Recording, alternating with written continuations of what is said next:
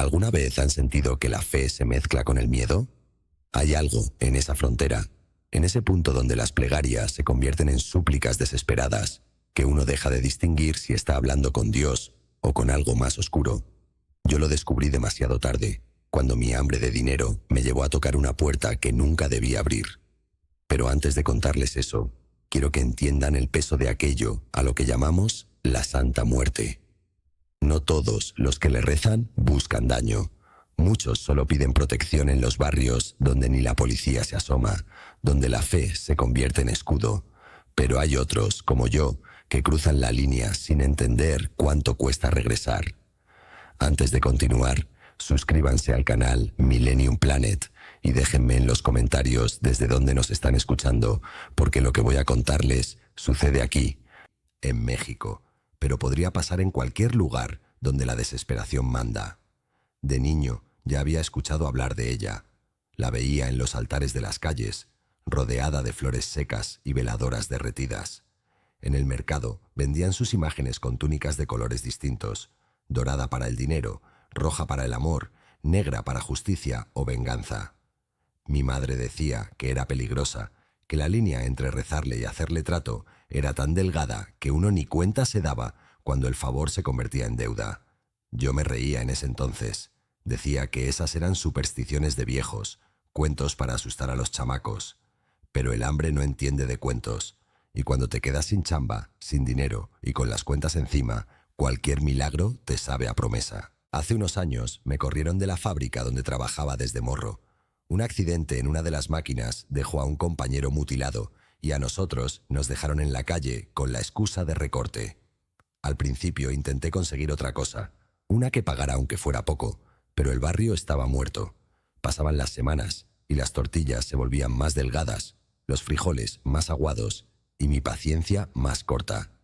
En la desesperación, uno empieza a justificar lo que nunca habría considerado. Fui a buscar a don Eusebio, un vecino que decían sabía de limpias, de rezos y de movimientos energéticos. Era un hombre flaco, de voz cascada, siempre oliendo a tabaco viejo, con un altar tapizado de huesos, frutas podridas y un cráneo enorme al centro. Me recibió con una sonrisa cansada y antes de que hablara ya sabía a lo que iba. «Tú no necesitas chamba, morro», me dijo sin verme. «Tú lo que quieres es dinero rápido, pero rápido también cobra». Yo me quedé callado. Me habló de un ritual sencillo, según él, sin malicia: ponerle flores blancas, pan, tequila y 3 monedas, decir unas palabras y esperar. Me explicó que no se trataba de rezar, sino de invocar la atención. En ese momento no entendí la diferencia. Apenas escuchaba las palabras dinero y esperanza. Me dio una lista escrita a mano, con una caligrafía temblorosa. Al final, una advertencia que no terminé de leer: nunca hagas una segunda promesa. La hoja olía a copal y a tierra húmeda. Esa noche me quedé solo. Apagué todas las luces de la casa y encendí una sola vela. Puse un vaso de tequila, pan y las monedas sobre la mesa. Dije las palabras como estaban escritas, una por una, aunque algunas no tenían sentido. Al principio fue como rezar solo al silencio, pero a mitad del rezo sentí algo distinto. El aire se volvió espeso, casi como si respirara por un filtro. Los perros del vecindario empezaron a ladrar todos al mismo tiempo y un golpe seco sonó en la ventana, como si alguien hubiera tirado una piedra. Terminé el ritual rápido, medio temblando, y soplé la vela. Quise pensar que nada había pasado, pero el silencio que siguió fue tan denso que no pude dormir esa noche. Los siguientes días fueron raros. Soñaba con figuras cubiertas de velos blancos, con manos huesudas que contaban monedas sobre mi pecho. Me despertaba sudando, el aire oliendo a tabaco y flores marchitas. Al tercer día, una llamada cambió todo. Era mi antiguo patrón. Me dijo que habían revisado los papeles del accidente y que me correspondía una liquidación que nunca me habían pagado. No podía creerlo. Fui a la oficina y salí con una bolsa llena de billetes, más dinero del que había visto en años. En ese instante, el miedo se me olvidó. Compré comida, un nuevo ventilador y hasta le puse croquetas caras a mi perro, Bruno. Esa misma noche, dormí con una sonrisa de oreja a oreja, sin pensar en la advertencia del viejo. A la mañana siguiente, Bruno no se levantó. Estaba tendido en el suelo, rígido, con los ojos abiertos. No había rastro de pelea ni de veneno, solo un olor metálico en el aire, como a monedas antiguas. Lo enterré detrás de la casa sin poder mirar mucho. No lloré, solo sentí un hueco extraño en el pecho. Traté de convencerme de que era casualidad, de que los perros también mueren, pero había algo dentro de mí que sabía que no.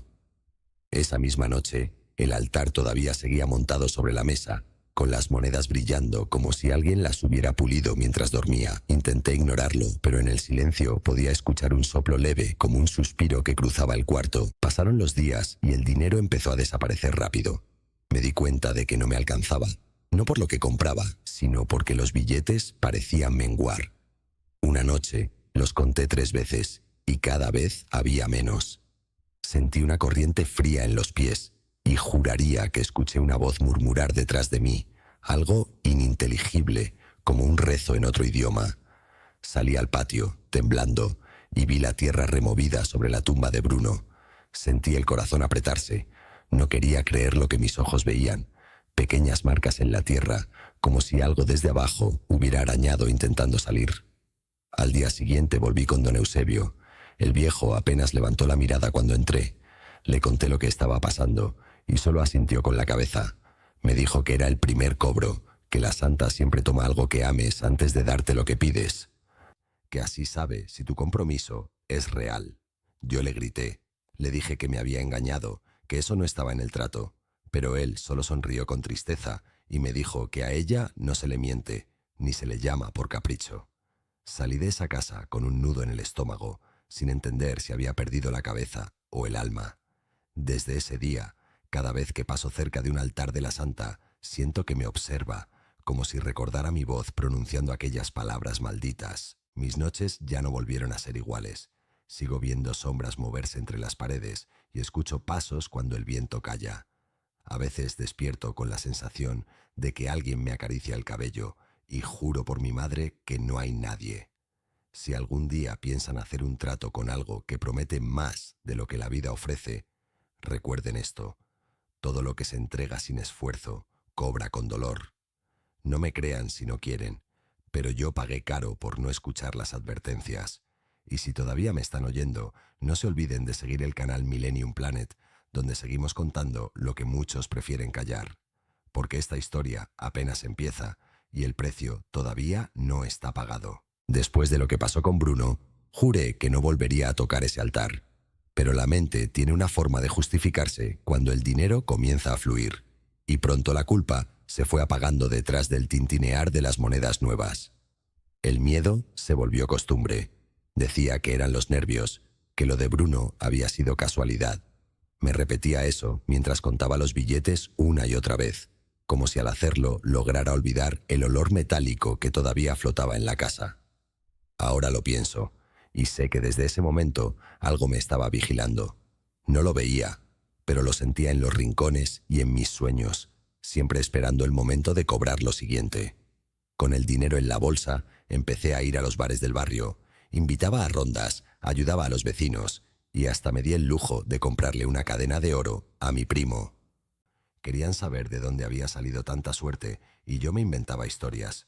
Decía que era un negocio que salió bien o que un tío lejano me había dejado una herencia. Nadie me creía del todo, pero tampoco me querían preguntar demasiado.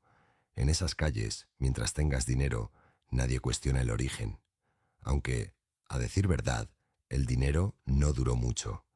Cada vez que tocaba uno de los billetes, sentía un calor molesto en las manos, como si quemara. Comencé a dejarlo guardado en un cajón, pero no importaba.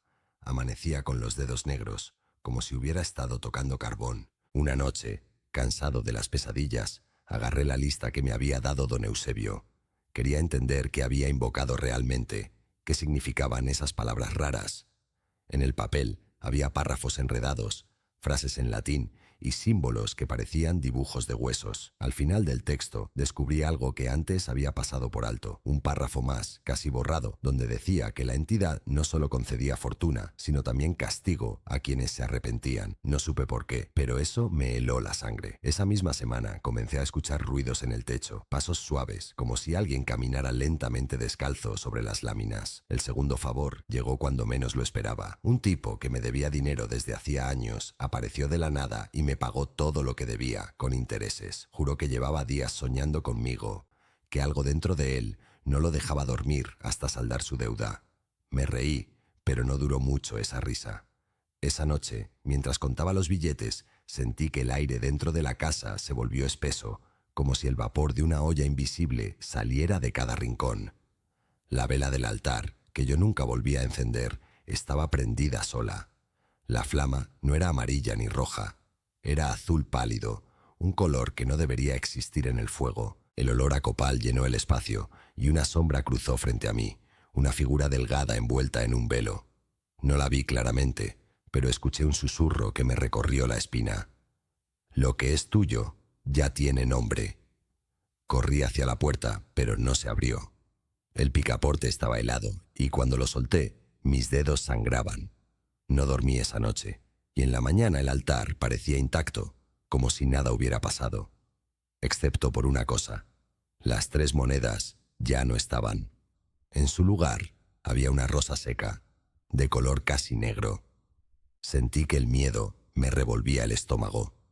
Pensé en tirarlo todo a la basura, pero algo me detuvo.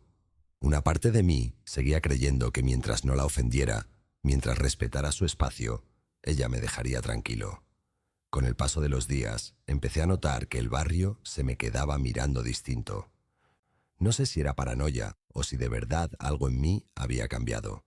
La gente cruzaba la banqueta cuando me veía venir y los perros me gruñían desde lejos. Todo eso me sacó de onda, pero lo peor vino cuando fui a visitar a mi madre. Apenas abrí la puerta de su casa, me miró de arriba a abajo, con esa mirada que todo lo sabe. Me dijo que olía raro, a muerto, y que mis ojos estaban vacíos. Intenté reírme, decirle que exageraba, pero antes de irme me pidió que no volviera hasta deshacerme de eso. Yo no le había dicho nada, y sin embargo, lo supo. Ese día sentí por primera vez que algo andaba caminando a mi lado, que ya no estaba solo, aunque nadie más pudiera verlo. Las noches se hicieron más largas. Dormía con las luces encendidas, pero aún así escuchaba pasos y respiraciones cerca de la cama. Soñaba con Bruno, con su cuerpo enterrado y sus ojos moviéndose bajo la tierra. A veces lo escuchaba jadear detrás de la puerta, arañar desde afuera como si quisiera entrar. Una madrugada me levanté decidido a abrir y enfrentar lo que fuera. Cuando la puerta se abrió, no había nada más que un viento gélido que me cortó la cara, pero al cerrar, algo dentro del cuarto había cambiado. El espejo del tocador estaba empañado y en medio del vaho una escritura con letras temblorosas decía: «La deuda se honra con presencia». Esa frase se me quedó grabada como fuego. Al día siguiente volví a ver a don Eusebio. Lo encontré más pálido que nunca, como si me hubiera estado esperando. Me dijo que ya no podía ayudarme, que había abierto una puerta y que ella solo cerraba una vez que tomaba lo que quería. Insistí. Le supliqué que me dijera si podía hacer un contrarritual o pedir perdón. Él negó con la cabeza. Dijo que ella no perdonaba, solo equilibraba. Cuando me fui, murmuró una última cosa sin que yo la entendiera del todo. «Prepárate para el segundo cobro». No lo tomé en serio. No quería creer que aquello tuviera que seguir pasando. Esa misma noche, mientras cenaba solo, un vaso se cayó sin que nadie lo tocara. Se rompió en 3 pedazos exactos, simétricos, casi perfectos. Lo recogí con cuidado, pero uno de los fragmentos me cortó el dedo. La gota de sangre cayó sobre la mesa, justo frente al altar. Por impulso intenté limpiarla, pero el trapo se me pegó a la piel, como si la sangre se hubiera vuelto pegamento. Me asusté. Tiré el trapo al fregadero, cerré la llave y me acurruqué en un rincón. La casa volvió a quedarse en silencio, roto solo por un murmullo que venía desde el altar, como un canto monótono y dormido. Desde entonces supe que cada cosa buena que me daba llevaba escondido su precio. La gente cree que la Santa Muerte castiga solo a los que la traicionan, pero a veces el castigo es cumplir el deseo. Dicen que quien la invoca siente primero alivio, después vacío y al final, presencia. Yo ya pasé el alivio. Y esa noche supe que el vacío iba creciendo como un hueco dentro del pecho, esperando el segundo cobro. Aún no sabía qué forma tomaría, pero presentía que no sería algo que pudiera enterrar tan fácilmente como a mi perro. Desde aquella noche del vaso roto, empecé a notar que la casa respiraba distinto. El aire parecía pesado, húmedo, como si las paredes sudaran miedo. Cada rincón tenía un sonido nuevo, un crujido, un suspiro, un golpe seco que aparecía sin razón. La soledad se me volvió rutina, aunque ya no estaba completamente solo. Algo compartía el espacio conmigo, algo que solo se hacía notar cuando las luces se apagaban o cuando cerraba los ojos por más de un segundo. Me repetía que eran imaginaciones, producto del insomnio, pero las cosas fuera de lugar y los susurros justo detrás de la oreja fueron volviéndose imposibles de ignorar. Pasaban los días y los espejos comenzaron a empañarse sin motivo. Al principio pensaba que era la humedad, hasta que noté mi reflejo moverse medio segundo después que yo. Parecía un detalle mínimo, pero sentir que el espejo no obedecía mi gesto me dejó un vacío en el pecho. Una noche, mientras me lavaba la cara, vi que detrás de mi reflejo alguien pasaba. Giré de inmediato, pero el cuarto estaba vacío. Volví a mirar el cristal y noté dedos impresos por dentro del espejo, no los míos, sino otros más largos, huesudos y marcados con una especie de ceniza oscura. Pasé el trapo con fuerza, pero no se borraron. Esas huellas nunca desaparecieron. Pensé en irme de la casa por unos días, quedarme con mi madre o dormir en casa de un amigo, pero algo me lo impedía. Cada noche encontraba excusas, que estaba cansado, que solo era sugestión, que mañana todo mejoraría. Pero no mejoró. Al contrario, el ambiente se espesó más. Mis sueños se volvieron extraños, repetitivos. Siempre aparecía una sombra quieta al pie de mi cama, difusa y silenciosa. No hablaba, no se movía, solo estaba ahí, mirándome con una calma tan helada que el miedo se confundía con resignación. Algunas noches despertaba con la marca de dedos en los tobillos, como si alguien me hubiera sujetado mientras dormía. Mi pareja, Ana, fue la primera en notarlo. Decía que me veía pálido, que ya no era el mismo. Me dijo que esa casa tenía algo raro, que el ambiente la sofocaba. Una noche vino a quedarse conmigo. Todo parecía tranquilo hasta que empezó a oler ese copal quemado, el mismo olor que me seguía desde el altar. De pronto, el ventilador se detuvo, la temperatura bajó de golpe y la vela, que no debía estar encendida, ardía sola en la mesa. Ana gritó. Juro que en la pared apareció una sombra clara, proyectada sin luz, como si algo estuviera entre nosotros y no tuviera cuerpo. Ella rompió a llorar, me suplicó que saliéramos, pero yo no pude moverme. Era como si el aire me sujetara las piernas. Cuando la sombra desapareció, Ana corrió y no volvió esa noche ni las siguientes. Desde ese momento, la casa se volvió un ecosistema del miedo. Algunos días amanecía con marcas de arañazos en la puerta. Otras veces, las ventanas estaban abiertas, aunque las había cerrado con tranca. El refrigerador funcionaba, pero la comida se pudría al segundo día. El reloj del pasillo marcaba siempre las 3:30, sin importar la hora real. Empecé a escribirle a don Eusebio, pero nunca contestó.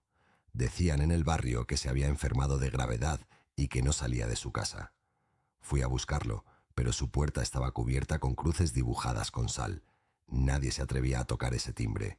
Desde la acera sentí algo helado en la espalda, como si alguien estuviera abajo de mi camisa soplando suavemente. Decidí encender una vela esa misma noche, no como ofrenda, sino como defensa. Dije en voz alta que no quería ofender a nadie, que solo quería paz.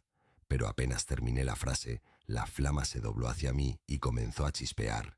Caí hacia atrás y la vela se apagó de golpe.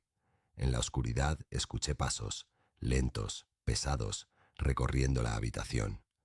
No los oía venir de afuera, sino de dentro, como si el suelo crujiera bajo un peso invisible. Traté de rezar, pero la lengua se me trabó. Dicen que cuando el miedo llega a cierto punto, ya no se reza, solo se sobrevive. Así pasé esa noche, pegado al suelo, creyendo que si me movía algo, me encontraría antes del amanecer. Después de eso, Ana dejó de responder mis llamadas. Fui a buscarla a su casa, pero su mamá me cerró la puerta en la cara. Dijo que yo tenía una sombra pegada y que no debía acercarme. Ese día supe que ya nadie quería tenerme cerca. Los vecinos me evitaban. Algunos hasta bendecían la acera al verme pasar. Las cosas en el trabajo temporal que había conseguido se complicaron. Cada vez que entraba, las luces parpadeaban y el supervisor empezó a decir que daba mala suerte. Duré una semana más antes de que me echara. Ni siquiera me sorprendió. Ya sentía que la vida me estaba cobrado en cuotas. Volver a casa era peor. El silencio se volvió un enemigo. El televisor se encendía solo y ponía canales que ni tenían señal. A veces, una voz femenina hablaba entre el ruido blanco, murmurando mi nombre con un suspiro cansado. Una noche, mientras intentaba dormir, sentí el colchón hundirse del otro lado de la cama. El peso era claro, real, olía a flores marchitas y tierra mojada. No abrí los ojos, solo respiré despacio. Escuché su voz, suave pero helada. El segundo cobro se acerca. Quise gritar, pero la lengua se me pegó al paladar. Cuando el peso se levantó, el sudor me corría por la espalda y mis dientes castañeteaban sin control. Me di cuenta entonces de que la casa ya no me pertenecía. Era de ella. Era su templo, su juego. Cada ruido era su forma de recordarme que el trato seguía vigente, que el dinero era solo la carnada. A veces me sentaba frente al altar, mirando el hueco que había dejado la rosa seca. Me quedaba así por horas, sin atreverme a hablar ni a pedir. Me daba miedo que respondiera, pero en los reflejos de los vasos, en las sombras que se estiraban en el techo, la silueta siempre aparecía. Flaca, altísima, con los brazos extendidos como si en cualquier momento fuera a abrazarme. Y yo sabía que cuando lo hiciera, nada volvería a ser mío. No sé si era locura o castigo, pero al paso de los días todo empezó a oler a fin. El aire tenía sabor a polvo de hueso y cada objeto pesaba más. Ese olor antiguo, rancio, se impregnaba incluso en mi ropa. Intenté rezar el rosario que me dio mi madre, pero las cuentas se rompieron entre mis dedos, como si no quisieran ser tocadas en esa casa. A partir de ese momento, supe que el miedo no era lo peor. Lo peor era acostumbrarse a la presencia. Aceptar que ya no eres el único cuerpo en tu propio hogar, que quien te mira desde las sombras ya no está afuera, sino dentro, esperando a cobrar su segunda deuda. Nunca entendí cuándo empezó el segundo cobro, pero sé que se metió en mi vida como el polvo en las grietas, sin ruido, sin aviso, hasta estar en todas partes. Después de semanas sin dormir bien, la mente me empezó a fallar. Escuchaba mi nombre en los pasillos, veía sombras moverse, incluso de día, y la voz femenina seguía susurrando cosas que no alcanzaba a entender. A veces decía palabras que sonaban como promesas, otras eran advertencias, pero su tono siempre era el mismo, frío, constante, inevitable. Vivir se volvió un ejercicio de aguante, un intento diario por no quebrarme. Fue Ana quien marcó el segundo cobro, aunque en su momento no lo entendí. Un día apareció en mi puerta después de semanas de silencio. Tenía los ojos hundidos y las manos temblorosas, como si no hubiera dormido desde que se fue. Me miró largo rato antes de decir que había soñado conmigo cada noche, que en los sueños no hablaba, solo señalaba algo detrás de mí. Juró que había despertado con el cuello lleno de marcas, iguales a las que yo había tenido en los tobillos. Yo no supe qué decir. La dejé pasar, y cuando cruzó la puerta, el olor a copal se hizo tan fuerte que nos dio náusea a los dos. En ese momento, supe que no debió volver. Intentamos rezar juntos, poner música, distraernos, pero el ambiente se venía abajo. La luz del foco parpadeaba como si algo la absorbiera. De pronto, sin aviso, el teléfono sonó. Contesté temblando, pero del otro lado se oía un llanto suave, una voz que repetía el nombre de Ana. Ella cayó de rodillas, tapándose los oídos. Yo colgué de golpe, asustado, pero el teléfono siguió sonando, una y otra vez, hasta que lo arranqué de la pared. No hubo silencio después, solo un zumbido bajo, como si alguien soplara dentro de los muros. Ana empezó a llorar y juró ver una figura parada junto a la puerta, tan delgada que parecía dibujada con humo. Me gritó que había que salir, pero el pestillo no giraba. Por más que empujábamos, la puerta no cedía. Fue entonces cuando comprendí que el segundo cobro estaba en marcha. Ana se fue esa misma madrugada.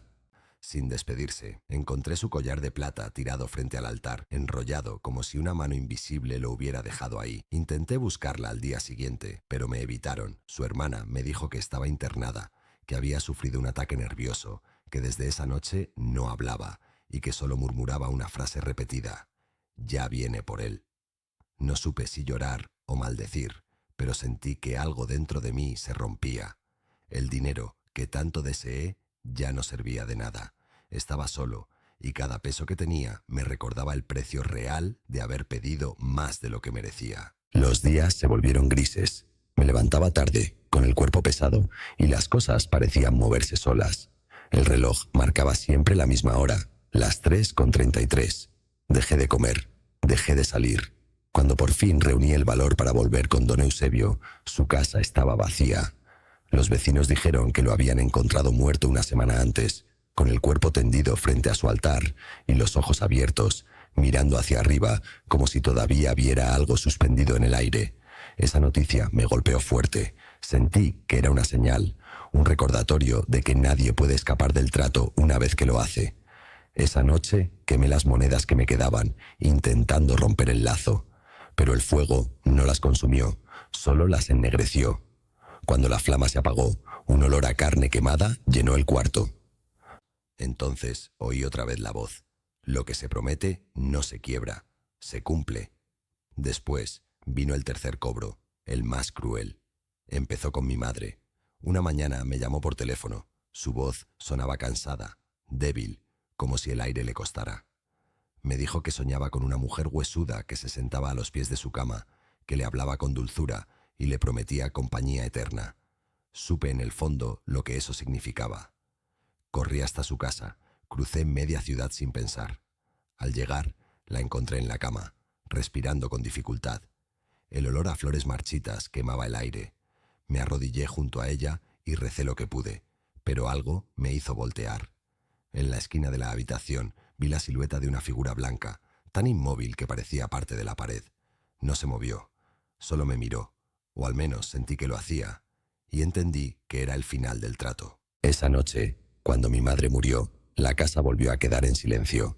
Pero no era un silencio simple, era un silencio que pesaba, como si contenía dentro todas las voces de los que había perdido. En un rincón, el altar se encendió solo, sin velas, sin fuego. Una luz pálida alumbró las monedas quemadas y pude ver entre ellas una fotografía vieja, la de Bruno, mi perro. No recordaba haberla puesto ahí. A un lado, la rosa seca que había desaparecido volvió a aparecer, ahora fresca, roja, goteando un líquido oscuro. La entendí como una firma, una confirmación de que el ciclo había cerrado. Los 3 cobros se habían completado. Desde entonces, la casa ya no tiene reflejos. Los espejos estallan si intento mirarlos demasiado tiempo. A veces escucho a mi madre, dulcemente, llamarme por mi nombre, pidiéndome que apague las luces y descanse. Hay noches en que siento su mano sobre la mía, tibia, humana, pero al abrir los ojos solo veo una sombra blanca parada junto al altar, observando en silencio, esperando el último movimiento. Creo que la deuda ya está pagada, aunque una parte de mí sabe que el pacto no termina hasta que el último suspiro se entrega. Y a veces, cuando cierro los ojos, escucho su voz una vez más, suave, paciente, diciéndome que todavía queda algo por cobrar. Han pasado meses desde que el último cobro se cumplió, y aunque la casa sigue en pie, yo ya no soy el mismo que la habitó. A veces siento que camino como un fantasma dentro de mis propios muros, que mis pasos no hacen ruido y mis manos ya no proyectan sombra. No hay reflejos en los vidrios, ni olor a comida, ni voces humanas que llenen el silencio. Lo único que queda vivo aquí es la memoria de todo lo que perdí por una promesa mal hecha. La fortuna que tanto deseé se esfumó. y el precio que pagué me pesa en los huesos, como una deuda que nunca termina. He intentado limpiar el altar una y otra vez, pero los objetos vuelven a aparecer como si tuvieran voluntad propia. Las monedas quemadas, la rosa negra y la fotografía de Bruno reaparecen, siempre en el mismo lugar, siempre con un olor dulzón que se confunde con la descomposición. A veces pienso que son recordatorios, señales de que ella sigue aquí, mirándome desde un rincón. Ya no se manifiesta con voces ni sombras. Ahora su presencia es más tranquila, más íntima, pero esa calma no da paz. Solo confirma que la deuda, aunque cumplida, dejó su marca. No puedo salir mucho. Cuando intento alejarme, los caminos se vuelven confusos. Las calles parecen girar sobre sí mismas y siempre termino de regreso frente a mi puerta. Ya no hay vecinos, ni ruidos de autos, ni perros que ladren. Solo el viento, que sopla con un murmullo que juro reconoce mi nombre. A veces cierro los ojos y escucho la voz de mi madre, susurrando que ya descanse, que lo acepte. Y en esos momentos siento que ella no murió, que simplemente se fue con la entidad que yo mismo traje, esperando el momento en que me toque seguirlos. Me he vuelto un observador de la nada. Camino por la casa con un rosario roto en el bolsillo, no para rezar, sino para recordar que alguna vez creí que la fe podía protegerme. Las paredes tienen manchas oscuras que se expanden de noche y se detienen al amanecer. El espejo del baño se cuarteó por completo. Dicen que cuando uno se rompe a sí mismo en reflejos, no hay vuelta atrás. Cada pedazo refleja un fragmento de lo que fui, un hombre codicioso, temeroso y ahora casi vacío. He aprendido a convivir con la presencia. Ya no rezo por librarme de ella, solo pido que no reclame a nadie más. Una noche soñé con don Eusebio, o lo que quedaba de él. Estaba en su altar, igual que la última vez, pero sonreía. Me dijo que el pago está equilibrado, que no debo temerle a la santa, sino olvidarla. Que cuando uno se aferra a los muertos también se aferran a uno. Desperté bañado en sudor, con una sensación extraña de alivio. Por primera vez en meses, el aire no tenía ese olor agrio. Salí al patio y sentí el amanecer en la piel, algo tibio, casi humano. Pensé que tal vez el castigo por fin había terminado. Pero me equivoqué. Esa misma tarde, el altar volvió a encenderse solo. Una flama tenue iluminó las monedas, y una figura se dibujó en la pared. La misma silueta fina, quieta, eterna. No me miraba con furia, sino con algo parecido a compasión. En su mano huesuda, una balanza oscilaba lenta, como si aún no se decidiera. Entendí entonces que el pacto nunca se rompe, solo cambia de forma, que quien recibe su favor no se libra de su mirada, aunque cumpla los 3 cobros. Ella ya no exige nada de mí, porque ahora soy parte del trato, un recordatorio viviente de lo que cuesta pedirle lo imposible. Hay noches en que salgo al porche y veo velas encendidas en las casas del barrio. Algunos nuevos vecinos levantan altares con flores y estatuillas blancas. A veces me quedo observando desde lejos, preguntándome quién será el siguiente que caiga en la misma desesperación. Quisiera advertirles, decirles que lo piensen 2 veces antes de invocar lo que no entienden. Pero cada vez que intento hablar, la voz se me corta, como si algo dentro de mí me lo prohibiera. Tal vez esa sea mi penitencia, ver repetir la historia sin poder evitarlo. No guardo rencor, ni contra ella ni contra mí. Solo entiendo finalmente que la fe sin respeto es un arma de doble filo y que pedir sin entender a quién se le pide es abrir la puerta a la pérdida. El dinero, el amor, la salud, nada de eso vale cuando el alma queda marcada. Algunos dicen que el alma no pesa, que se libera con la muerte. Yo ya sé que no es cierto. El alma pesa cuando pertenece a alguien más, y la mía hace tiempo que dejó de ser mía. Si me estás escuchando ahora, piénsalo bien antes de jugar con lo que no conoces. No creas que los altares baratos o los rezos de internet son inocentes. Hay palabras que no se deben pronunciar sin saber a quién llaman. Yo lo supe tarde y ya no tengo ni voz ni cuerpo para advertirlo. Pero si llegaste hasta aquí, recuerda esto. Cada favor tiene su precio, y el precio siempre se cobra en lo que más amas. Cuida tu fe y, sobre todo, cuida lo que pides al vacío, porque a veces el vacío contesta. Si esta historia te deja un nudo en la garganta o un pensamiento rondando, suscríbete al canal Millennium Planet. Aquí seguimos compartiendo los relatos que muchos prefieren callar, las historias donde la línea entre la fe y la condena se confunde. Y quién sabe, quizá al hacerlo estés protegiéndote un poco de aquello que siempre está escuchando, esperando ser llamado una vez más.